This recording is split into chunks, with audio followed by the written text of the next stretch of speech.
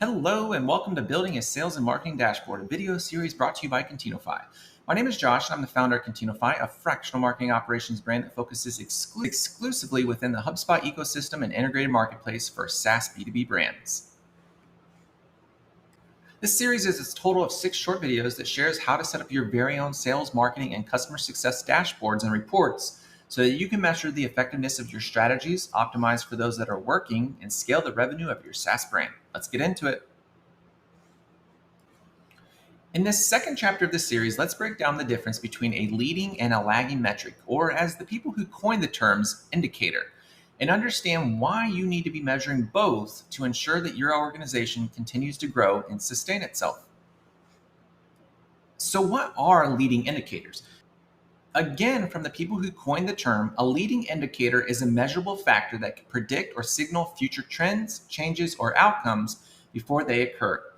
Leading indicators are a valuable tool for businesses as they provide early insights that can guide decision-making and strategy. To make that make sense, let's think through the characteristics that make for a good leading indicator. First off, leading indicators are predictive. Think of it this way. In sales, if you make 100 calls, you're probably going to get 10 meetings that will lead to one sale.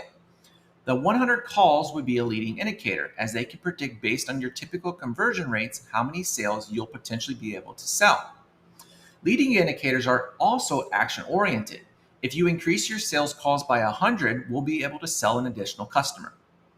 Next to last, they are forward-thinking, which leads to why a lot of businesses don't rely on leading indicators because it's actually kind of hard to understand what leads to a certain outcome with certainty.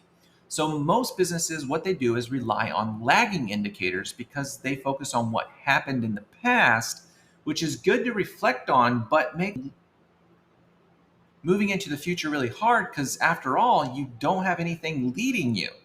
It's for this reason at Continofy, we do OKRs as key results are leading indicators and can pull us into a brighter future. If you are unfamiliar with OKRs, check out the resource section on Continofy, and there is a video series explaining how we do it. Lastly, leading indicators are desire focused. Going back to OKRs, these indicators pull you towards something you want for your business. Like the first characteristic where they are predictive, the idea is if we meet this indicator, we'll be able to achieve this desire we have for the brand. This is why these indicators are so powerful. They're inspiring and motivating and paint a picture of what could be if we work hard. For those of you who like to learn from examples, here are 6 leading indicators. Feel free to take a screenshot for future reference. So now that you understand leading indicators, let's break down their counterpart, lagging. There is a cause and effect chain between lead and lag indicators. Both are important when selecting measures to track towards your business goals. As I shared in the future characteristics, we tend to settle for lagging indicators because they're easier to measure. So what are lagging indicators?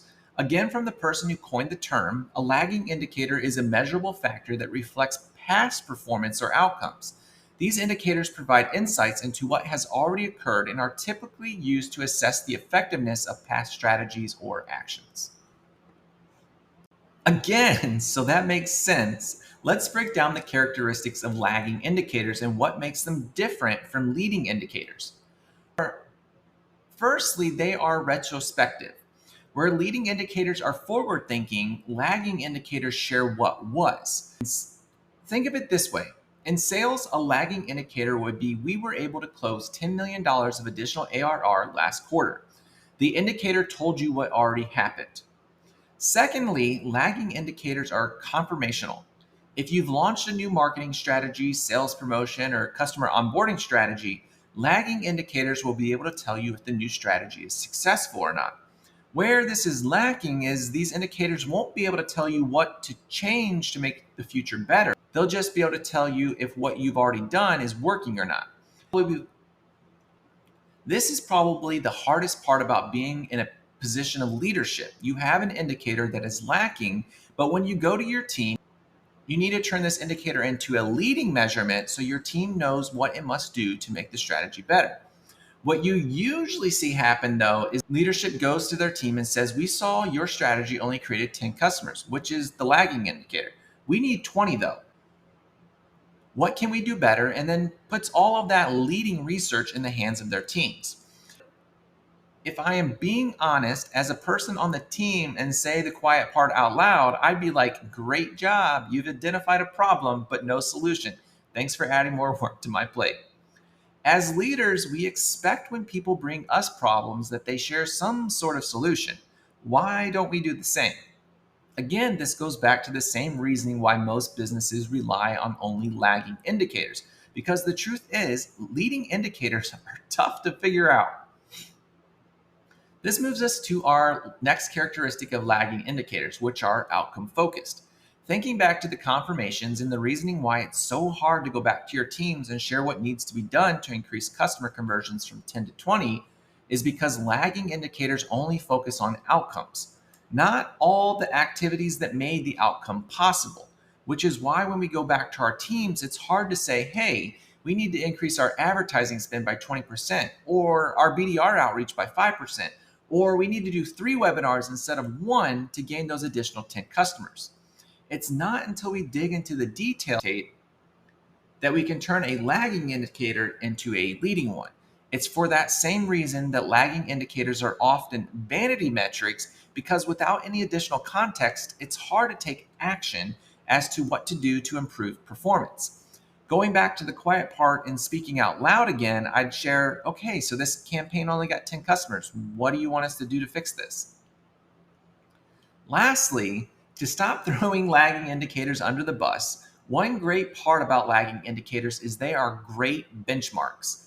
A great example of this would be in Q1, we closed 10 million ARR, and in Q2, we closed 15 million ARR. So that means we increased our customer revenue by 40% quarter over quarter. Let's see what we can do in quarter 3. Again, for those of you who like to learn through examples, here are 6 examples of lagging indicators. Again, feel free to take a screenshot. To summarize the key differences between leading and lagging indicators, there are 2 main things to highlight. First off, the timing between the two. Again, leading focuses on future outcomes, whereas lagging shares what has happened in the past. Lastly, ease of measurement and influence. Lagging indicators are easier to measure because you are measuring what has already happened, but that makes it hard to influence what you should be doing to make things better, where leading indicators are harder to measure but can influence future decisions and make a brighter future for your SaaS brand possible. A business that relies on only one type of measurement is doomed to fail. You can't move into a great future only by looking into the past, but at the same time, if you never look back at what was, you could potentially be making a bunch of noise and wasting a lot of time and resources on things that don't even matter. Your ability to measure both will give you better odds of building a successful and sustainable business. In the next chapter, let's break down the most popular marketing metrics to measure success. I can't wait to see you there.